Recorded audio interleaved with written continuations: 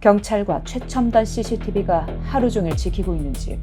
과연 이 집은 100% 안전하다고 말할 수 있을까요?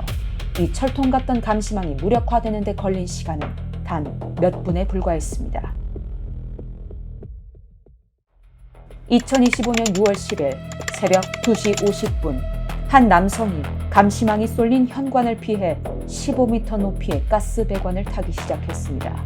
6층 베란다 창문을 넘어 안방으로 침입한 남성은 잠들어 있던 52세 여성에게 흉기를 휘둘렀죠. 시끄러운 소리에 옆방에서 자던 딸이 방문을 열었고 피를 흘리는 어머니와 흉기를 든 범인을 그대로 목격했습니다. 엄마 어떡해! 정신 차려! 현장을 들킨 범인은 현관문으로 황급히 도주했죠. 딸의 신속한 신고로 병원으로 급히 이송됐지만 안타깝게도 사건 발생 1시간 만에 어머니는 결국 숨을 거두었습니다. 피해자는 이미 경찰의 신변 보호를 받고 있었지만 현장 어디에서도 비상호출용 스마트워치는 나오지 않았습니다. 얼마 전 법원의 접근 금지 잠정 조치가 내려지자 이제는 안전할 것이라 믿은 피해자가 스마트워치를 경찰에 반납했던 겁니다. 종이 한 장짜리 접근 금지 명령서와 현관 CCTV는 작정한 범인의 흉기를 막아내지 못했습니다. 주변 CCTV와 차량 조회를 통해 특정된 피의자의 정체. 그는 과거 피해자와 교제했던 48세 남성 윤정우였습니다. 당시 윤정우는 이미 음주운전으로 집행유예를 선고받은 상태였죠. 검찰 조사에 따르면 윤정우는 연애 시절부터 피해자에게 생활비를 준다는 핑계로 직장 생활조차 못하게 통제하려 들었습니다. 내가 돈 줄 테니까 절대 일하지 마. 넌 집에서 내가 시키는 대로만 해. 참다 못한 피해자가 이별을 통보하고 연락을 차단하자 윤정우의 통제 욕구는 걷잡을 수 없는 집착과 폭주로 이어졌습니다. 피해자의 신체를 몰래 촬영하는가 하면 다른 남성의 전화가 걸려왔다는 이유로 과도를 들고 피해자를 협박했죠. 급기야 자신을 만나달라며 피해자의 아파트 복도까지 찾아와 커터칼을 들이밀었습니다. 너 다른 남자 만나? 이 사진들 인터넷에 다 뿌려버린다. 더는 견딜 수 없었던 피해자의 112 신고로 윤정우는 체포됐고 경찰과 검찰은 구속영장을 신청했습니다. 하지만 법원은 10년 이상 동종 전과가 없고 수사 태도가 양호하다며 영장을 기각해버렸습니다. 영장 기각으로 당장의 유치장 수감은 면했지만 이건 어디까지나 재판 전까지 잠깐의 자유일 뿐이었죠. 흉기 협박과 스토킹 혐의로 재판에 넘겨지면 실형을 피하기 어려운 데다 기존 음주운전 집행유예까지 취소돼 교도소에 갇히는 건 시간 문제였습니다. 때문에 감옥 가게 생겼네. 내가 가만히 있을 것 같아? 감옥에 갈지도 모른다는 두려움, 그리고 피해자를 향한 삐뚤어진 원망이 결국 끔찍한 보복살인으로 이어졌습니다. 법원의 접근 금지 명령 따위는 안중에도 없었습니다. 윤정우의 집착은 한층 더 섬뜩한 방식으로 이어졌죠. 피해자의 아파트 주변을 수차례 기웃거리며 외벽 가스배관과 6층 창문 위치를 휴대전화 카메라로 촬영했습니다. 지인들에게는 내가 반드시 죽여버린다라며 범행을 예고했고 손이 미끄러지지 않도록 코팅 장갑까지 미리 구입했죠. 범행 당일 밤 조치원에서 지인에게 아버지 산소에 다녀오겠다며 차를 빌린 윤정우는 무면허 상태로 대구까지 달려갔고 미리 확인해둔 가스배관을 타고 침입하여 끔찍한 보복살인을 저질렀습니다. 범행 직후 윤정우는 부친의 산소가 있는 세종시의 야산으로 도망가 차와 휴대전화를 버리고 숨어들었습니다. 산속에서 소주를 마시며 숨어 지내던 그는 충북 청주 강내면의 한 저수지 근처에 의문의 메모를 남겨두고 자취를 감췄죠.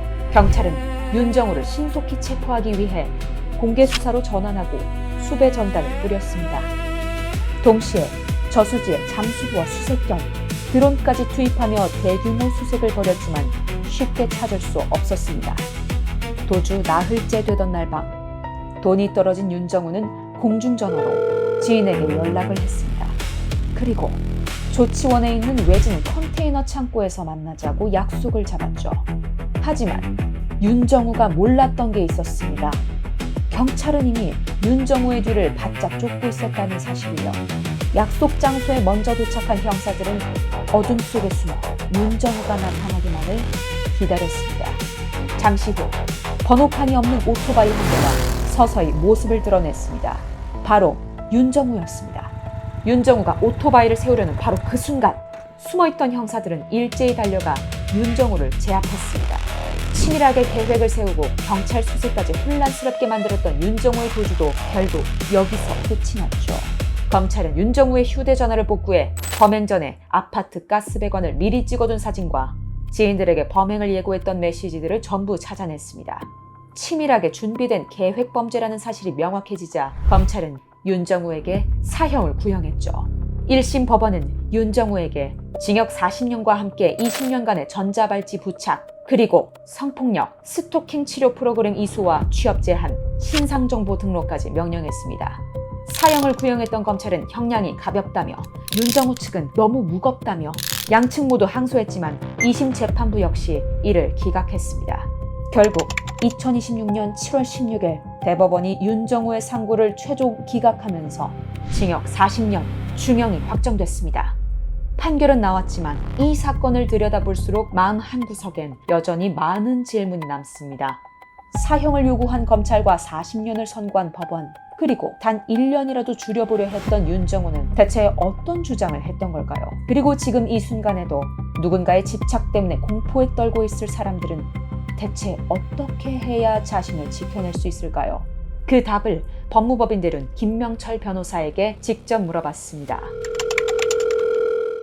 특가 보복살인은 법정형 자체가 매우 높죠. 사형 무기 또는 10년 이상의 징역에 처한다고 규정이 돼 있습니다. 일반적으로 이제 사형 사건 같은 경우에 변호인이라면 우발적 살인이었다는 주장을 하였을 것으로 보이고, 피고인은 현재 깊이 반성을 하고 있다는 주장, 이런 주장들이 있었을 것으로 보입니다. 그렇지만 이제 법원은 보복 목적이 명확하게 드러난 정황들을 봤을 때 우발 살인으로 보기는 매우 어렵고, 사전 준비가 이루어졌었던 점, 가스배관을 타고 6층까지 올라갔었던 이런 것들을 보면은 피고인이 사전에 계획을 했다는 점들이 매우 명확하게 드러나 보이고, 주거침입 수법이나 유족들의 탄원, 피해 회복이 이루어지지 않고 있었다는 점, 이런 점들을 종합하면은 피고인의 진지한 반성 또한 보이지 않는 것으로 보이기 때문에 법원은 이런 주장들을 모두 배척한 것으로 보입니다. 근데 이제 검찰이 사형을 구형을 하더라도 요즘 법원이 사형 판결을 하는 경우를 거의 볼 수 없죠. 그러니까 우리나라가 실질적 사형 폐지국으로서의 현황이 고려된 것으로 보입니다. 피고인의 나이를 고려했을 때 40년이라면은 출소할 무렵에는 90세 가까이 되는 것이죠. 거의 이제 실질적으로는 무기징역과 비슷한 효과를 낼 것으로 보이기는 합니다.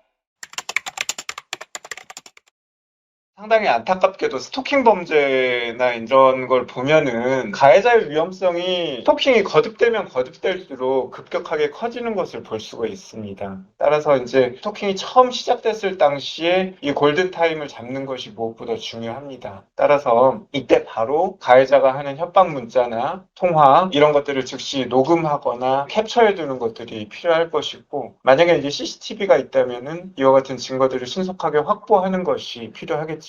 그래서 이것을 가지고 바로 수사기관에 신고하는 것들이 중요합니다. 다만 수사기관에서 도움을 줄 수 있는 것에는 실질적인 한계가 있고, 서류상의 접근 금지 조치나 단순 경고만으로는 가해자의 기습적인 보복을 막는 데 현실적인 한계가 분명히 있습니다. 이럴 경우에 저희 대륜과 같이 자체 경호팀을 갖춘 로펌의 도움을 받으시는 게 좋습니다. 범법인 대륜의 경우에는 변호사들을 통한 법률적인 도움을 받는 것에 나아가서 경호팀을 갖추고 있기 때문에 안심 동행 서비스, 안심 생활 서비스를 비롯해서 스토킹 범죄자들이 초기에 시도를 하고 있는 불법 도감청을 사전에 차단하는 역할까지도 경호 서비스를 제공받으실 수 있습니다. 이와 같은 서비스를 제공받음으로써 가해자들의 물리적 접근을 아예 차단하실 수가 있습니다. 그래서 지금 스토킹으로 힘든 상황이시라면 절대로 혼자서 고민하지 마시고 법률 서비스와 물리적 서비스를 함께 받으실 수 있는 로펌의 도움을 받도록 하시기 바랍니다.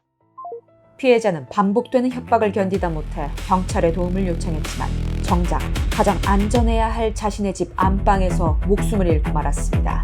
스토킹은 결코 지나가는 집착이나 연인 사이의 다툼이 아닙니다. 누군가의 일상을 파괴하고 목숨까지 위협하는 명백한 중범죄죠.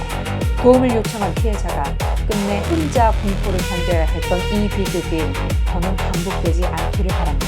오늘의 사건 여기까지입니다.